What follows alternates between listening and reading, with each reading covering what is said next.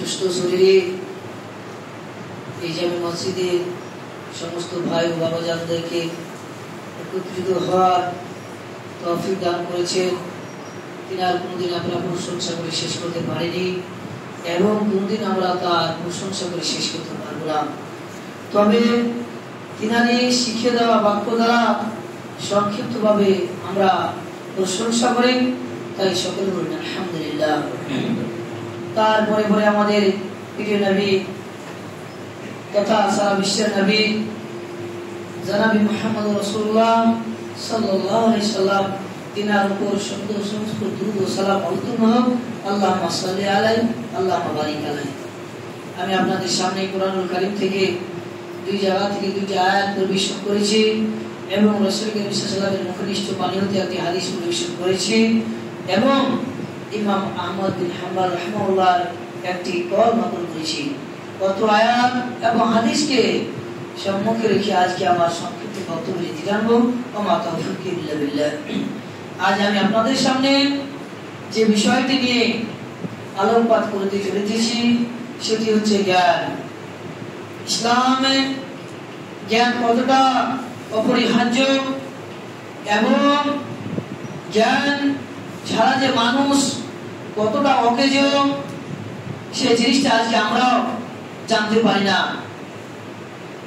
আমরা জানতে পারতাম তখনই যদি আমরা আমাদের সবারই আয়ামে জাহেলিয়া রাসূল সাল্লাল্লাহু আলাইহি ওয়াসাল্লামের আগমন হওয়ার পূর্ব কালটাকে যদি আমরা জানতাম যে রাসূল যে পৃথিবীর বুকে প্রেরিত হলেন, জনাবে মুহাম্মদ রাসূলুল্লাহ সাল্লাল্লাহু আলাইহি ওয়াসাল্লাম যে প্রেরিত হলেন, এই প্রেরিত হওয়ার আগের কালটা, এই কালটাকে বলা হয় আয়ামে জাহেলিয়া, যার মানে হচ্ছে অজ্ঞতা মূর্খতার যুগ।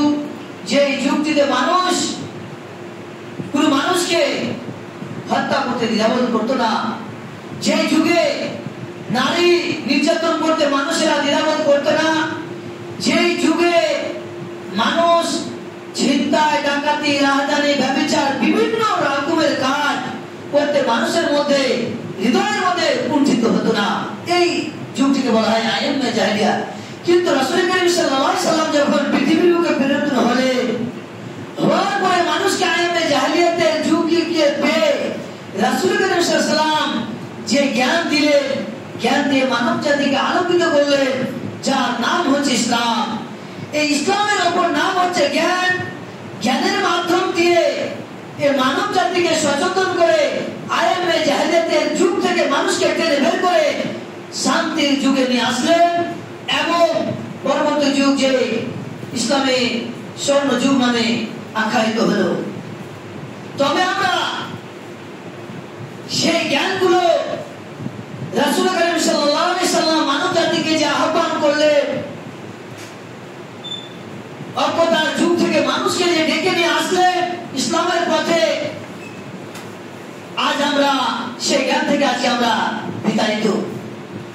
আমরা সেই জ্ঞানের মর্যাদা এবং সেই জ্ঞানের উন্নতি আমরা কিছুই বুঝতে পারলাম না, কেননা আমাদের আয়ামে জাহেলিয়ার অজ্ঞতার যুগ মূর্খতার যুগ সম্বন্ধে আমরা একেবারে জ্ঞানহীন অজ্ঞ রয়েছি, যার দরুন আমরা ইসলামের মর্যাদা এবং ইসলামের জ্ঞানকে আমরা উপলব্ধি করতে পারলাম না এবং উপলব্ধি করার চেষ্টাও করলাম না।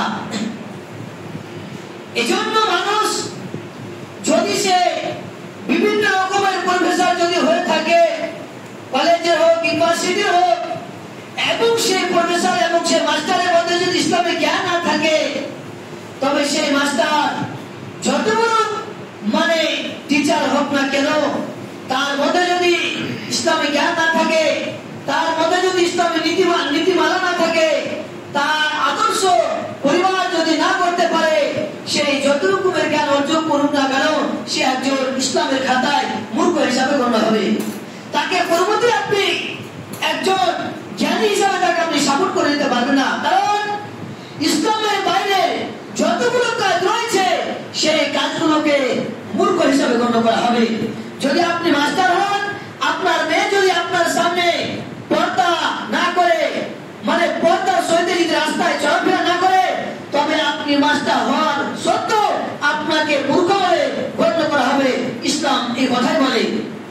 ইসলামের বাইরে যতগুলি কালচার চলবে, যতগুলি অবৈধ কাজ চলবে, সেগুলিকে মূর্খ হিসাবে গণ্য করা হবে, সেগুলিকে জাহেলি মানে জাহেলি যুগের যে নীতিগুলি, সেই নীতিগুলিকে তাকে কি করা হবে, উল্লেখ করা হবে এবং সে মূর্খে বর্ণিত হবে। যার দরুন আজ আমরা সেই জ্ঞানকে আমরা উপলব্ধি করতে পারলাম না। আজকে আপনি ভেবে দেখেছেন যে রাসূল করিম সাল্লাল্লাহু আলাইহি সাল্লাম কম বেশি পৃথিবীর বুকে আল্লাহ রাব্বুল আলামিন 1,24,000 পয়গম্বর পৃথিবীর বুকে প্রেরণ করেছেন। তার মধ্যে সর্বশ্রেষ্ঠ নবী জনাবে মুহাম্মদ রাসূলুল্লাহ সাল্লাল্লাহু আলাইহি সাল্লাম, এই যে শ্রেষ্ঠ নবী, শ্রেষ্ঠ যে হলেন, কারণ কি জন্য আল্লাহ রাব্বুল আলামিন নবী মুহাম্মদ সাল্লাল্লাহু আলাইহি সাল্লামকে শ্রেষ্ঠ করলেন? এক নম্বর কারণ হচ্ছে তিনার প্রতি পবিত্র কোরআনুল কারীম অবতীর্ণ করে নবীদের চেয়ে সর্বশ্রেষ্ঠ নবী হিসেবে গণ্য করলেন। মানে এটা হচ্ছে যে তার প্রতি কোরআনকে অবতীর্ণ করে তার মর্যাদা, তার উন্নতি এবং তার চরিত্রের দিক দিয়ে তাকে এক নম্বরে সমস্ত নবীর চাইতে তাকে এক নম্বর রাখলেন, স্থানে রাখলেন। যার দরুন কোরআন অবতীর্ণ হওয়ার কারণে আপনি ভেবে দেখেছেন আল্লাহ রাব্বুল আলামিন বলছেন যে শাহরুর রমাদান আল্লাযী উনজিলা ফীহিল কুরআন হুদাল লিন-নাস ওয়া বাইনাতিল হুদা। আল্লাহ রাব্বুল আলামিন বলছেন আমি কি বলেছি, রমজান মাসে পবিত্র কোরআনুল কারীমকে অবতীর্ণ করেছি। আর এই রমজান মাস স্বর্গের সেরা মাসে, অত্যুত্তম মাসে গণ্য হয়েছে। ইসলামী কালচারে আল্লাহ রাব্বুল আলামিনের মানে নিকটে মাসে স্বর্গের সেরা 12টি মাস রয়েছে। তার মধ্যে একটি মাসে অত্যুত্তম মাস রয়েছে, নেকির মাস রয়েছে, সেই মাসটি হচ্ছে রমজানুল মুবারক। কি জন্য অত্যুত্তম মাস হলে মাস বলে বিবেচিত হলো আল্লাহ রাব্বুল আলামিনের কাছে? যার কারণ হচ্ছে আল্লাহ রাব্বুল আলামিন এই রমজানুল মাসে পবিত্র কোরআনুল কারীমকে অবতীর্ণ করেছে। তাই একটি মাস কি হলো আল্লাহ রাব্বুল আলামিনের কাছে গ্রহণযোগ্য মাস। কিসের জন্য? এক নম্বর স্থান অধিকার পেল। সেই অধিকারটি পাওয়ার একমাত্র কারণ হচ্ছে পবিত্র কোরআনুল কারীম। এই পবিত্র কোরআনুল কারীমকে সেই মাসে অবতীর্ণ করার জন্য সেই মাসটি আল্লাহ রাব্বুল আলামিনের কাছে উন্নত মাস হিসেবে বিবেচিত হলো। শুধু তাই নয়, এই রমজানুল মাসের মধ্যে যে আয়ামে আশরা 10টি দিন রয়েছে, এই 10টি দিন যে রমজান মাসটা একটি গুরুত্বপূর্ণ মাস, তার মধ্যে 10টি দিন গুরুত্বপূর্ণ দিন রয়েছে। সেই দিনগুলির মধ্যে আবার 5টি রাতকে আল্লাহ রাব্বুল আলামিন বেশি গুরুত্ব দিয়েছে। যে কথাটি আল্লাহ রাব্বুল আলামিন বলছেন ইন্না আনজালনাহু ফি লাইলাতিল কদর ওয়া মা আদরাকা মা লাইলাতুল কদর লাইলাতুল কদর খায়রুম মিন আলফি শাহর।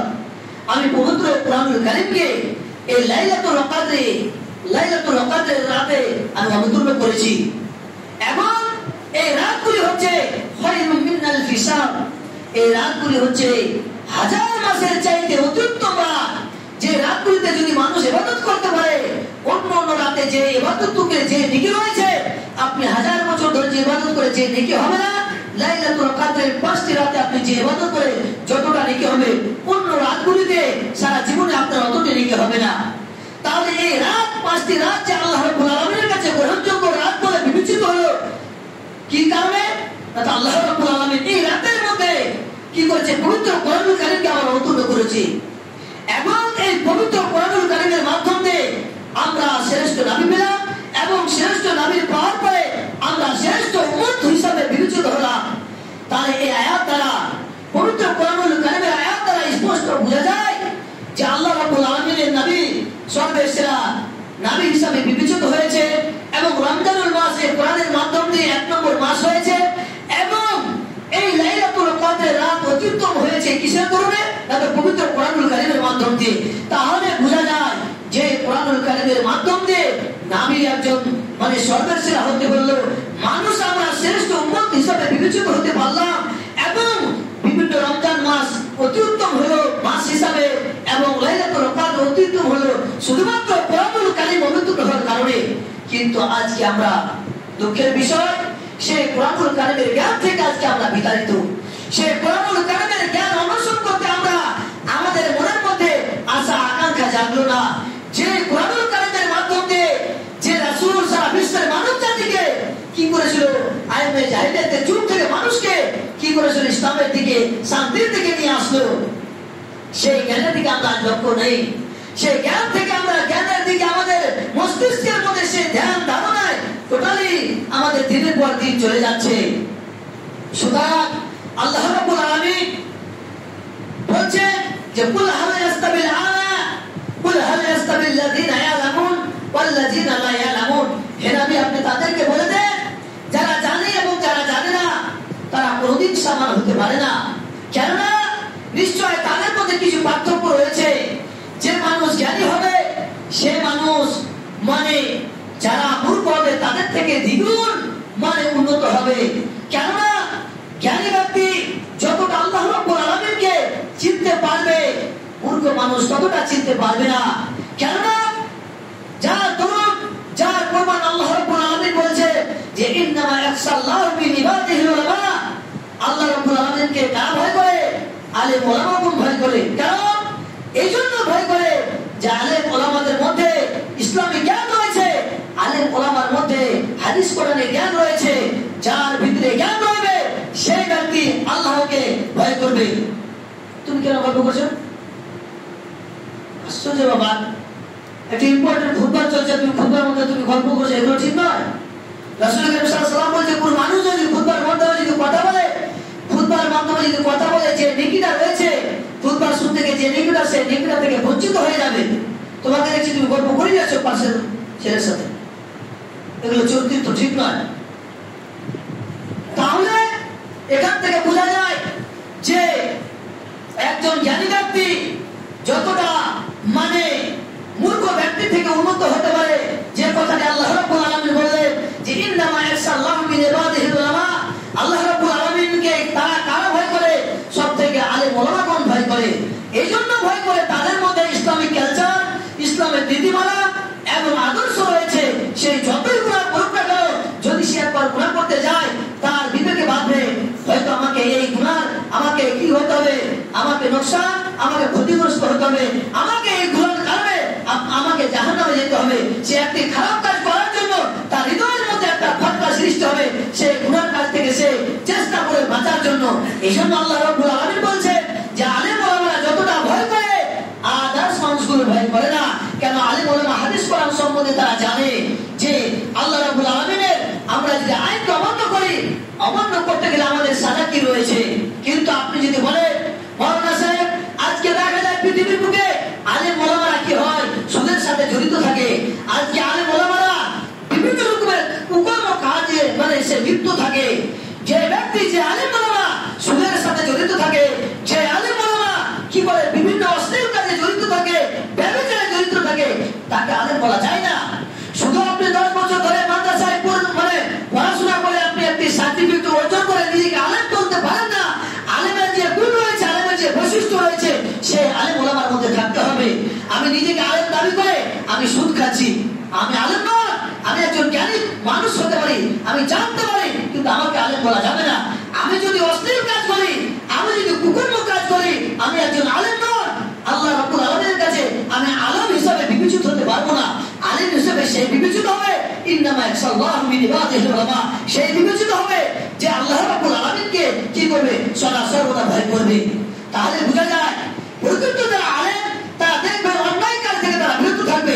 প্রকৃত যারা আলেম তারা অশ্লীল কাজ থেকে বিরত থাকবে। প্রকৃত যারা আলেম তারা সুদ থেকে মানে দূরে থাকবে। তারা কি আলেম বলে। এবং আল্লাহ রাব্বুল আলামিন তাদের কথা বলা হয়েছে যে ইন্নামা ইয়াখশাল্লাহু মিন ইবাদিহিল উলামা। আল্লাহ রাব্বুল আলামিনকে আলেম ওলামারাই ভয় করে। সুতরাং পড়াশোনা করে আপনি যদি আমলে পরিণত না করতে পারেন তবে আপনি আলেম নন।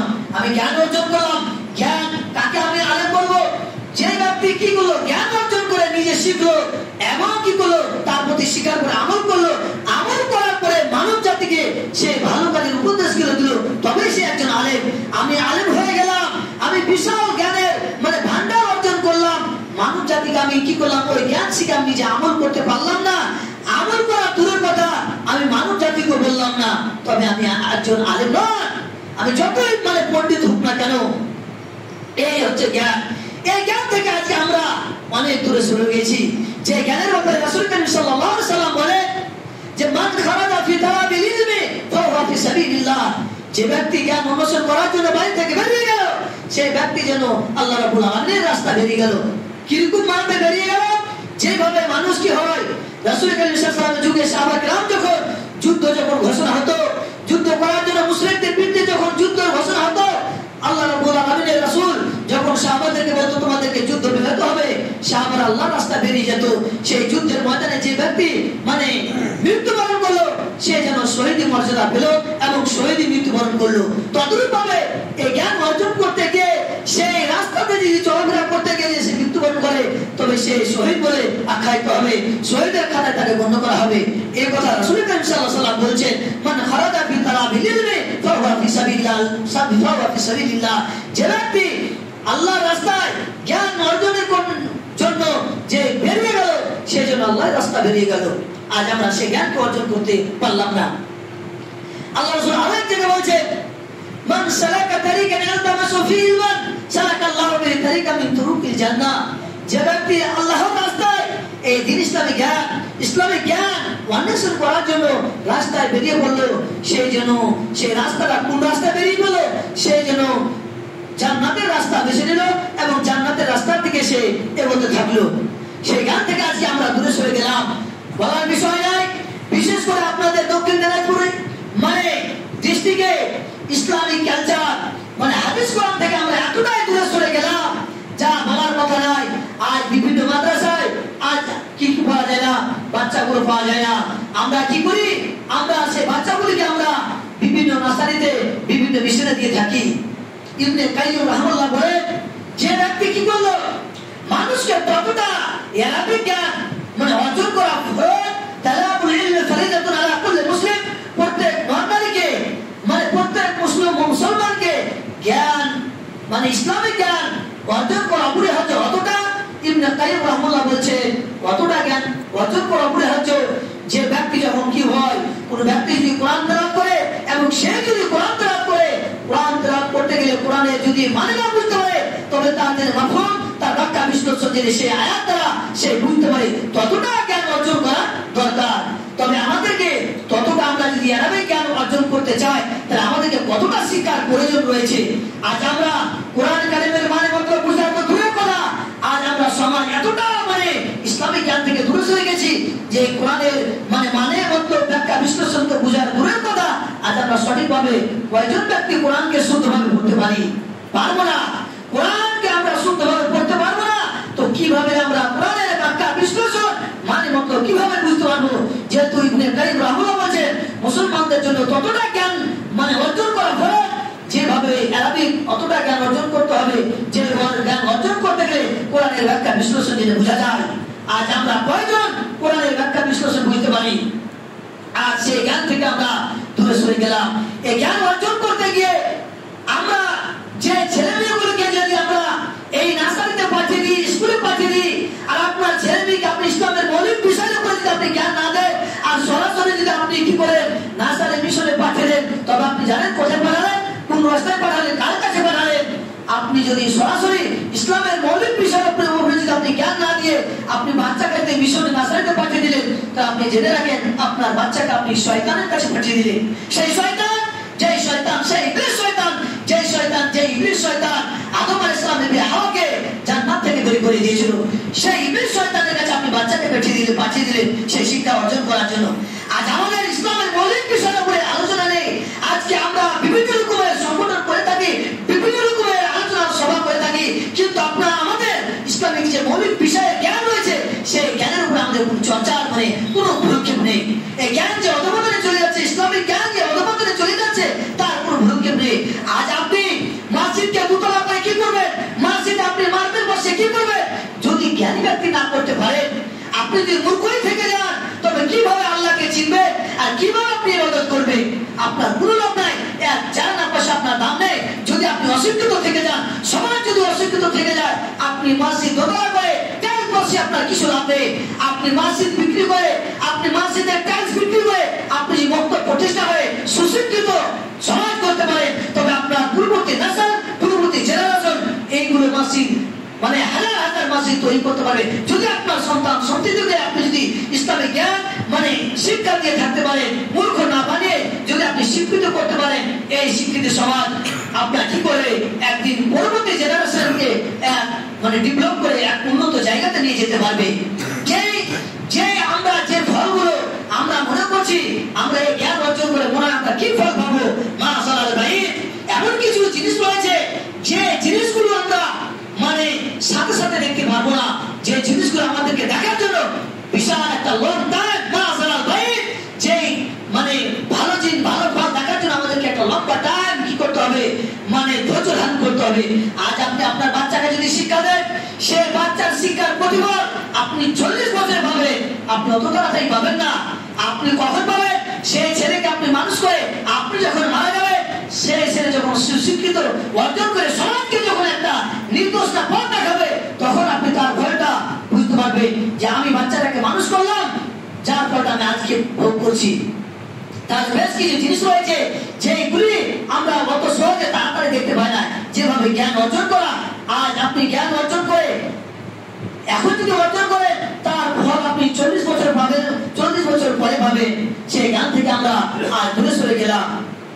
এই জ্ঞানের ব্যাপারে অনেক কিছু আমি বলতে পারি, সময় যেহেতু নাই, আমি আপনাদের আকুল আবেদন করবো, বিনীত আবেদন করবো, আপনাদের পরিবেশ আপনাদেরকে সমঝোতা করতে হবে, সঠিক মানে পথে নিয়ে আসতে হবে।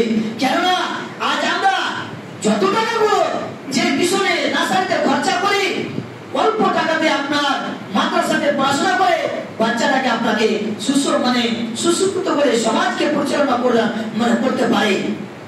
যদি আপনার বাচ্চা যদি দ্বীন ইসলামে জ্ঞান থাকে, তবে আপনার ইহকালের লাভ রয়েছে এবং পরকালের লাভ রয়েছে। আজ পৃথিবীর মুখে দেখেন, আজ পৃথিবীর মুখে ইসরায়েল রাজত্ব চালাচ্ছে, খ্রিস্টানরা রাজত্ব চালাচ্ছে। কিসের কারণে? এই জ্ঞানের কারণে। তারা দেখবেন বিভিন্ন জায়গায় বিভিন্ন রকমের মানে প্রতিষ্ঠান খুলেছে, শিক্ষা দীক্ষার দিক দিয়ে তারা উন্নত করেছে, তারা বিশ্বকে তারা কি করেছে, পরিচালনা করছে। কিসের মাধ্যমে? জ্ঞানের মাধ্যমে। আজ আমাদের সমাজের ছেলে মেয়েকে দেখেন, আজ ছেলে মেয়েকে দেখেন, 15 বছরের ছেলেকে দেখেন, 16 বছরের ছেলেকে কোথায় না বোম্বাই, দিল্লি, পাঞ্জাব, হরিয়ানা বিভিন্ন জায়গায় খাচ্ছে।